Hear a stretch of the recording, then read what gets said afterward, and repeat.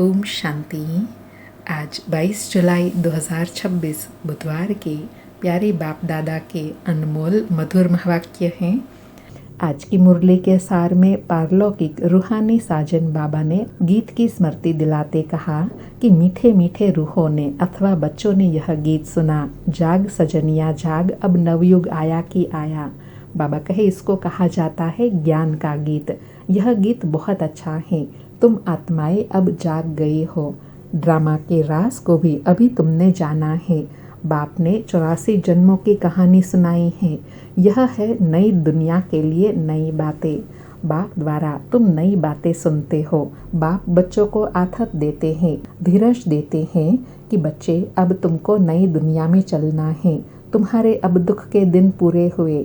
बच्चे अब नई दुनिया में चलना है तो पुरानी बातों को भूल जाओ।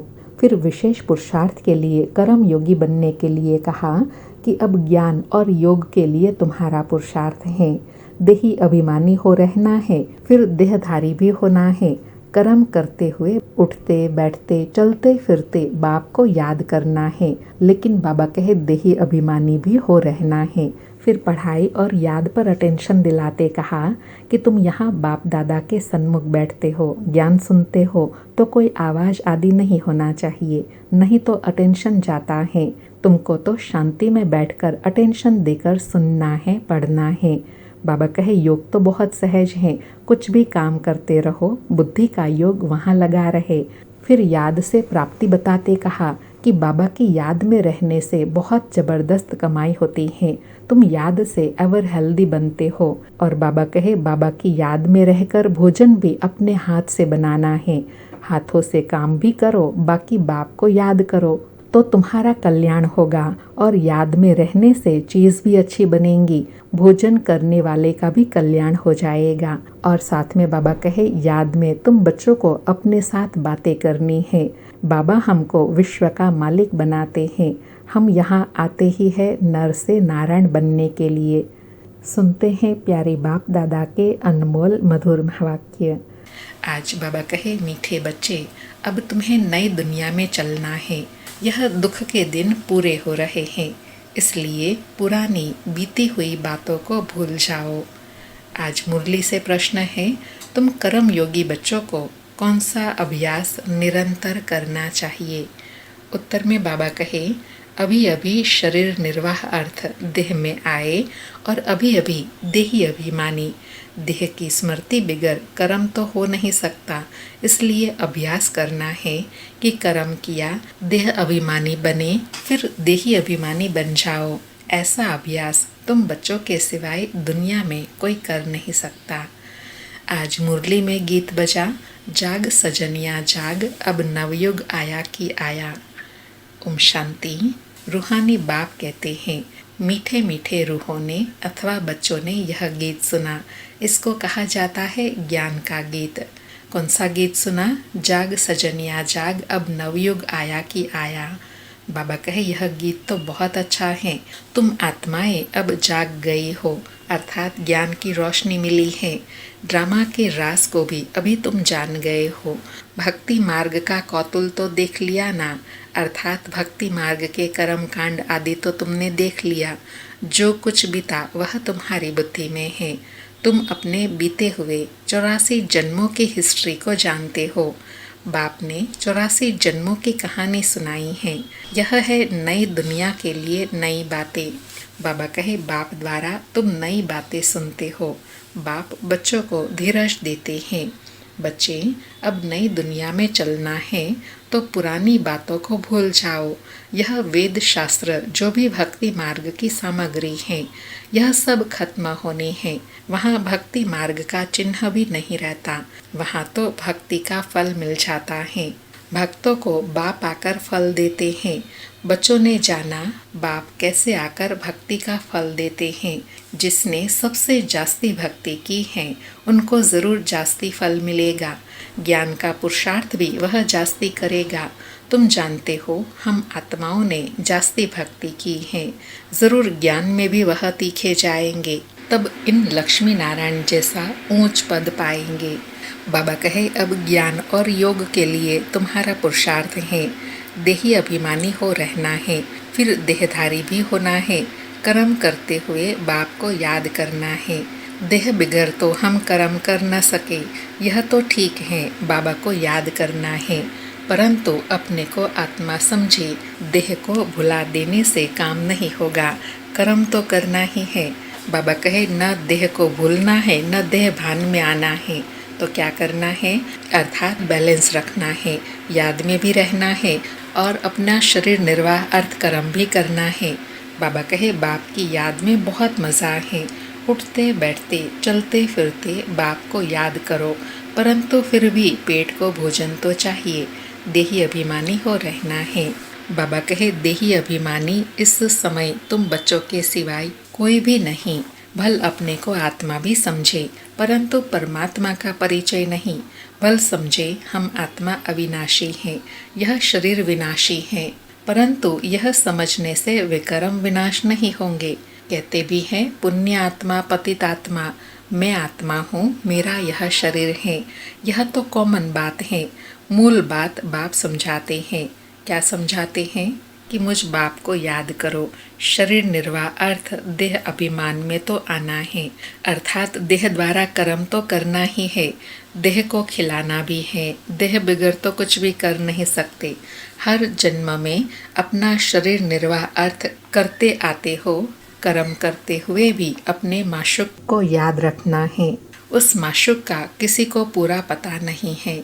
उस माशूक अथवा बाप से हमको वर्षा मिलना है और उनकी याद से विकर्म विनाश होंगे, यह कोई नहीं समझते। बाबा कहे याद करते हैं, लेकिन इतना गहरा ज्ञान नहीं है। बाबा कहे तुम बच्चे अभी नई बातें सुनते हो, तुम जानते हो अभी हमें घर जाने का रास्ता मिला है। अपने घर जाकर फिर राजधानी में आएंगे। बाबा नया मकान बनाते हैं तो ज़रूर दिल होंगी ना कि उसमें जाकर बैठे। अब तुमको रास्ता मिला है जिसको और कोई नहीं जानते। कितने भी यज्ञ तप आदि करते, माथा फोड़ते रहते हैं, सदगति को पा नहीं सकते। इस दुनिया से उस दुनिया में जा नहीं सकते। अर्थात बाबा कहे जब तक बाप को जाना नहीं है, उनको अपना बनाया नहीं है, तब तक पुरानी दुनिया से नई दुनिया में जा नहीं सकते। बाबा कहे यह भी समझना चाहिए, शास्त्रों में लाखों वर्ष लिख दिया है, इसलिए मनुष्य की बुद्धि काम नहीं करती है। तुम अच्छी रीति समझ सकते हो। कल की बात है, भारत तो स्वर्ग था। हम आदि सनातन देवी देवता धर्म वाले थे। देवी देवता धर्म बहुत सुख देने वाला है। भारत जैसा सुख कोई भी पा नहीं सकता। स्वर्ग में तो और कोई धर्म वाला जा न सके, तुम्हारे जैसा सुख और कोई को हो न सके। कितना भी प्रयत्न करे, धन खर्च करे, फिर भी स्वर्ग में जो सुख है वह मिल न सके। किसी को हेल्थ होगी तो वेल्थ नहीं होगी, किसी को वेल्थ होगी तो हेल्थ नहीं होगी। यह है ही दुख की दुनिया। बाबा कहे यह है ही दुख की दुनिया। तो इस दुनिया में भल धन संपदा बहुत कुछ है, लेकिन फिर भी स्वर्ग के सुख के आगे तो कुछ भी नहीं है ना। कोई को हेल्थ है तो वेल्थ नहीं, वेल्थ है तो हेल्थ नहीं। इसलिए बाबा कहते हैं ना, सतयुग में सब प्रकार का सुख है। 4 प्रकार का सुख कहते हैं ना, तन का सुख, मन का सुख, धन का सुख और जन का सुख। सब सुख वहाँ रहते हैं, इसलिए सुखी हैं।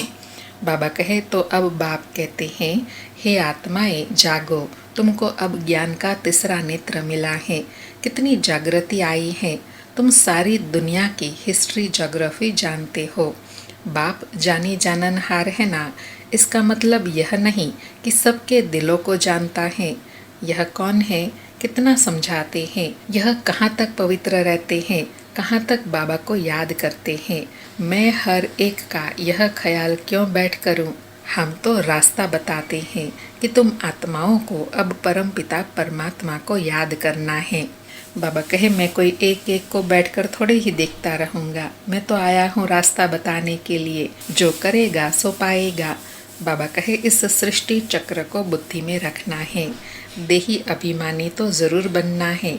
देह अभिमानी बनने के कारण तुम्हारी यह दुर्गति हुई है। अब तुमको बाप को याद करना है। गृहस्थ व्यवहार में रहते कमल फूल समान बनना है। स्वदर्शन चक्रधारी भी तुम हो। बाबा कहे देवताओं को तो शंख आदि नहीं है, यह ज्ञान शंख आदि तुम ब्राह्मणों को है। सिख लोग शंख बजाते हैं, बहुत बड़ा आवाज करते हैं, तुम भी यह ज्ञान बैठ देते हो तो बड़ी सभा में लाउड स्पीकर लगाते हो। तुमको यहाँ लाउड स्पीकर लगाने की दरकार नहीं, टीचर पढ़ाएंगे तो लाउड स्पीकर लगाएंगे क्या, यहाँ तो सिर्फ शिव बाबा को याद करना है तो विक्रम विनाश होंगे। मैं सर्वशक्तिमान हूँ ना, तुम लाउड स्पीकर लगाते हो कि आवाज दूर दूर तक सुनने में आए, वह भी आगे चल काम में आएगा। बाबा के यह उस समय के महावाक्य कि यह साइंस के साधन तुमको आगे चल काम में आएंगे। सो अब हम देख रहे हैं साइंस के सब साधन बाबा की सेवा में कितना काम में आ रहे हैं। बाबा कहे तुमको सुनाना है कि यह मौत सामने है, अभी सबको वापस जाना है। महाभारत लड़ाई भी सामने खड़ी है, गीता में भी लिखा हुआ है कि महाभारत लड़ाई लगी विनाश हुआ। अच्छा फिर क्या हुआ, पांडव भी गल मरे। बाप समझाते हैं पहले अगर विनाश हो जाए फिर तो भारत खंड भी खाली हो जाए। भारत तो अविनाशी है, खाली तो होता नहीं। तुम जानते हो प्रलय तो होती नहीं। बाबा अविनाशी हैं तो उनका बर्थ प्लेस भी अविनाशी है। बच्चों को खुशी रहनी चाहिए। बाबा सर्व का सद्गति दाता, सुख शांति करता है। बाबा कहे बच्चों को इस बात का नशा और खुशी रहनी चाहिए कि जो सर्व का सद्गति दाता सुख शांति करता वह बाप हमारे भारत में आते हैं और भारत में भी हम उनको सन्मुख जाकर मिलते हैं। बाबा कहे जो भी आते हैं कहते हैं शांति चाहिए। आत्मा को इतनी शांति क्यों याद आती है, शांति धाम आत्माओं का घर है ना, घर किसको याद नहीं रहेगा। बाबा कारण बता रहे हैं कि मनुष्य शांति को क्यों इतना याद करते हैं व पसंद करते हैं, क्योंकि बाबा कहे घर शांति धाम है तो घर तो याद आएगा ना, तो घर का जो वातावरण है वह भी याद आएगा। घर में शांति है तो शांति याद आती है। बाबा कहे विलायत में कोई मरता है तो चाहते हैं इनको अपनी जन्मभूमि में ले जाए। यह अगर सबको पता होता कि भारत सर्व का सद्गति दाता दुख से मुक्ति दिलाने वाले शिव बाबा का बर्थ प्लेस है तो उनका बहुत मान होता। एक ही शिव के ऊपर आकर फूल चढ़ाए, अर्थात एक बाबा को पहचान जाए तो एक को ही मानने लगे। बाबा कहे अब तो कितनों के ऊपर फूल चढ़ाते रहते हैं। जो सबको सुख शांति देने वाला है उनका नाम निशान ही गुम कर दिया है। जो बाप को अच्छी रीति जानते हैं वही वर्षा लेने का पुरुषार्थ करते हैं। मेरा नाम ही है, बाबा कहे मेरा नाम ही है दुख हरता सुख करता। दुख से लिबरेट करके क्या करेंगे? बाबा कहे दुख से लिबरेट करके मैं क्या करूँगा? तुम जानते हो शांति धाम में शांत रहते हैं, सुख धाम में सुख है। शांति धाम की जगह अलग, सुख धाम की जगह अलग। यह तो है ही दुख धाम। सबको इस समय दुख ही दुख है। अभी तुम जानते हो हम ऐसे सुख में जाते हैं जहाँ 21 जन्म कोई प्रकार का दुख नहीं रहेगा। नाम ही है शांति धाम। कितना मीठा नाम है। बाप कहते हैं तुमको कोई तकलीफ नहीं देते हैं, सिर्फ बाप को और वर्षे को याद करना है, अपने को आत्मा समझना है। यह ज्ञान तुमको बाबा सिखला रहे हैं। बाबा कहे ऊंच वर्षा पाने के लिए बाबा तुमको कोई तकलीफ नहीं देते हैं, सिर्फ सिखाते हैं, समझाते हैं। अपने को आत्मा समझ मुझ बाप को और वर्षे को याद करो। बाबा कहे सतयुग में आत्मा का ज्ञान है। हम आत्मा यह शरीर छोड़ दूसरा जन्म लेंगे। इसको आत्म अभिमानी कहा जाता है। यह है रूहानी नॉलेज जो और कोई दे न सके। रूह को रूहानी बाप आकर नॉलेज देते हैं। हर 5000 वर्ष बाद देते हैं। मनुष्य तो बिल्कुल ही घोर अंधियारे में है। अब तुमको रोशनी मिली है। तुम अज्ञान नींद से जागे हो। सभी सजनियों का साजन है एक बाप। बाप कहते हैं मैं तुम्हारा बाप भी हूँ, साजन भी हूँ, गुरुओं का गुरु भी हूँ, सुप्रीम टीचर भी हूँ। सर्व गुरुओं का सद्गति दाता एक ही सतगुरु है। कहते हैं बच्चे मैं सर्व की सद्गति करता हूँ। गति के बाद सद्गति होती है। अर्थात बाबा कहे पहले मैं तुमको घर ले जाता हूँ, अर्थात मुक्ति में ले जाता हूँ, और फिर जीवन मुक्ति सदगति सतयुग में भेजता हूँ। बाबा कहे बाप ने समझाया है हर एक की आत्मा को वापस जाना है। आत्मा ही सतो प्रधान सतो रजो तमो बनती है। कोई कोई का बहुत थोड़ा पार्ट है, आए और गए, जैसे मच्छरों मुआफिक जन्मे और मरे। ऐसे तो बाप से वर्षा नहीं लेते हैं, क्योंकि बाबा कहे वर्षा वही लेते हैं जो बहुत समय बाबा से अलग रहे। जो पहले पहले बिछड़े हैं वही बाबा से पहले आकर मिलते हैं, वही वर्षा लेते हैं। बाबा कहे बाप से वर्षा लिया जाता है पवित्रता सुख शांति का। बाप तुम आत्माओं को समझाते हैं। बाप तो है निराकार, वह भी इस ब्रह्मा मुख से आकर समझाते हैं। शिव बाबा के मंदिर भी बहुत ऊंच ऊंच बनाते हैं, अर्थात ऊंचे स्थान पर बनाते हैं। कितना दूर दूर जाते हैं। ऊपर में कोई ज्ञान अमृत पीने का रखा है क्या? बाबा कहे कितना खर्चा करते हैं। गवर्नमेंट को भी इन्हों के लिए कितने प्रबंध आदि रखने पड़ते हैं। तकलीफ होती है। यहाँ तीर्थों पर छोटे बच्चों को कैसे ले जाएंगे? बच्चों आदि को कोई न कोई को संभालने के लिए दे जाते हैं, साथ में नहीं ले जाते। 2-3 मास यात्रा करते हैं। यहाँ तुम आते हो, तुमको बैठकर सुनना है, पढ़ना है। छोटे बच्चे तो नहीं सुनेंगे। यहाँ तुम आए ही हो योग और ज्ञान सीखने। बाप बैठ ज्ञान सुनाते हैं, तो कोई आवाज़ आदि नहीं होना चाहिए, नहीं तो अटेंशन जाता है। शांति में बैठकर अटेंशन देकर सुनना है। योग तो बहुत सहज है, कुछ भी काम करते रहो। बुद्धि का योग वहाँ लगा रहे, बाबा के पास, अपने घर। बाबा कहे बाबा की याद में रहने से कमाई बहुत ज़बरदस्त होती है। तुम जानते हो हम एवर हेल्दी बनेंगे। अपने साथ बातें करनी होती हैं। बाबा की याद में रहकर भोजन भी अपने हाथ से बनाना है। हाथों से काम भी करो, बाकी याद करो अपने बाप को। तुम्हारा भी कल्याण होगा और याद में रहने से चीज़ भी अच्छी बनेंगी। बाबा कहे याद में रहने से अपना याद का चार्ट भी बढ़ेगा, जिससे अपना भी कल्याण होगा, चीज़ भी अच्छी बनेंगी, और जो भोजन खाएगा उनको भी खुशी मिलेंगी। बाबा कहे तुमको विश्व की बादशाही मिलती है। तुम यहाँ आते ही हो लक्ष्मी नारायण बनने। सब कहते हैं हम सूर्यवंशी बनेंगे। तुम जानते हो हमारे मम्मा बाबा इस समय ब्रह्मा सरस्वती हैं। दूसरे जन्म में लक्ष्मी नारायण बनेंगे। भविष्य में कोई क्या बनेंगे ऐसे किसी के जन्म का पता नहीं है। नेहरू क्या जाकर बना क्या पता। अच्छा कुछ दान किया होगा तो यहाँ अच्छे कुल में जन्म लेंगे। अभी तुमको पूरा पता पड़ता है। बाबा कहे वैसे अगले जन्म का किसी को पता नहीं है, लेकिन तुम बच्चे जानते हो कि सतयुग में हम क्या पद पाएंगे। जैसा पुरुषार्थ वैसा पद पाएंगे। बाबा कहे अभी इनका नाम है आदिदेव ब्रह्मा, आदि देवी सरस्वती। वही फिर स्वर्ग के मालिक बनेंगे। अच्छा इनके बच्चे भी साथ में हैं। बाबा कहे वह भी कहेंगे हम स्वर्ग के मालिक बनेंगे। यह तो पक्का है। सूक्ष्म वतन में भी तुम देखते हो, देवियों के मंदिर में भी बहुत मेले लगते हैं।